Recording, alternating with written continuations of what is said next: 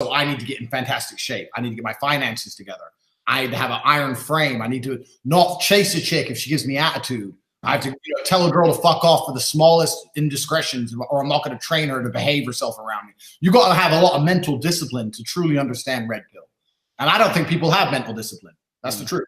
Yeah. I think a lot of people lack it. And this is why blue pill exists. If you believe in the fairy tale, you don't need mental discipline. I don't need to get in shape. I don't need to be a man of value. I don't need to do X, Y, Z, all these hard things because I'll meet a girl and we'll just click. I think it's just a lot of it's just absolving responsibility.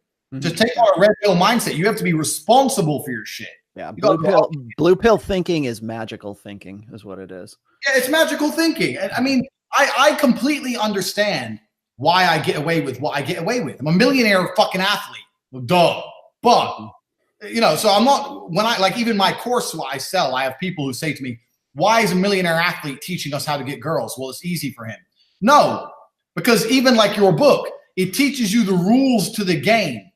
I look at things from a chess. I was raised in a chess family. My dad was a chess master. So on a chessboard, even if you're losing, you can still make the best possible moves to give yourself the best possible position.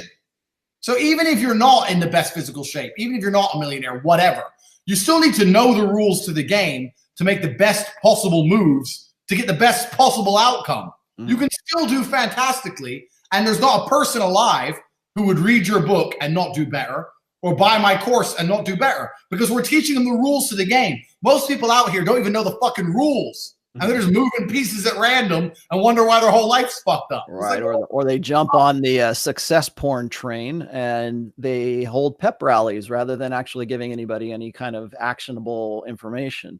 Exactly. Yeah. And another thing with women, I mean, one thing we did talk about the PUA. I do actually think, I mean, I've had a few guys inbox me saying, what should I do? I'm 18, 19. I do think there is an important period in a man's life where you do need to sleep with a lot of women. And I don't think I think in the modern world nowadays, if you want to find a good woman, you ain't going to find a good woman on your first try. I really believe, like, I understand the game inside out. And I fucked some girls and afterwards thought, you know what? She's just more hassle than she's worth. She's already broken, or she's just a fucking pain in the ass, or she is, sometimes I use apples as an example. If I were to say to you, go out there and find the best apple you can, and you'd only viewed 2 apples, well, what do you know about apples? If you have 100 apples to choose from, you're going to come back with a really good one. So people go to me, Tate, how the fuck do you get a 10 with your name tattooed, who lets you cheat, who does anything you say? It's like, well, I fucked 500 girls to find her. So that's part of it. It's not just who I am. It's also, there's a numbers game to this element as well. So I do think as a man, you also have to be in 30, 40 years ago, not so much. But nowadays, if you want to find a quality woman, you're going to have to tear through some shitty chicks to get one. And this is why I teach.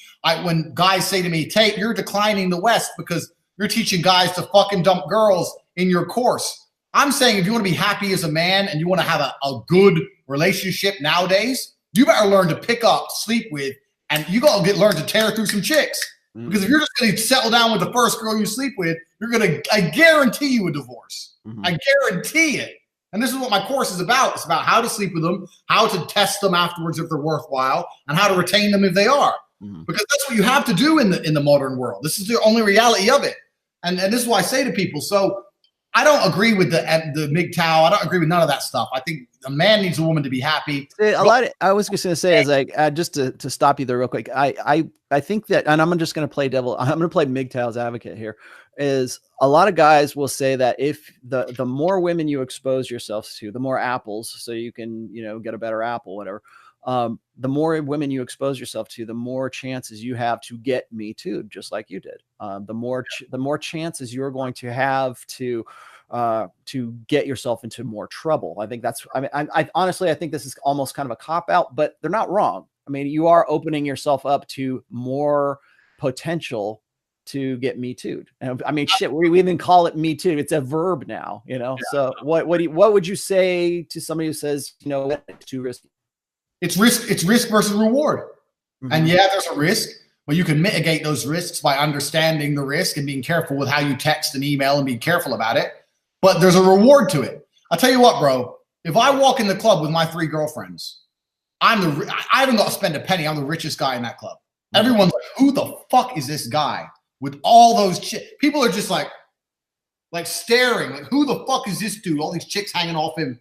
I'm the richest guy in the club. So there's risk and there's reward. If you want to, I'm always the guy. I'm a risk taker. I'm a fighter.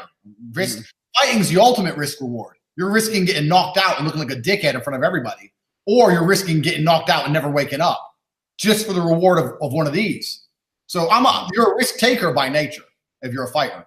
So if you want the reward, which I think every man instinctively wants, if you want a wife who truly loves you and truly respects you, you have to take the risk. That's the reality.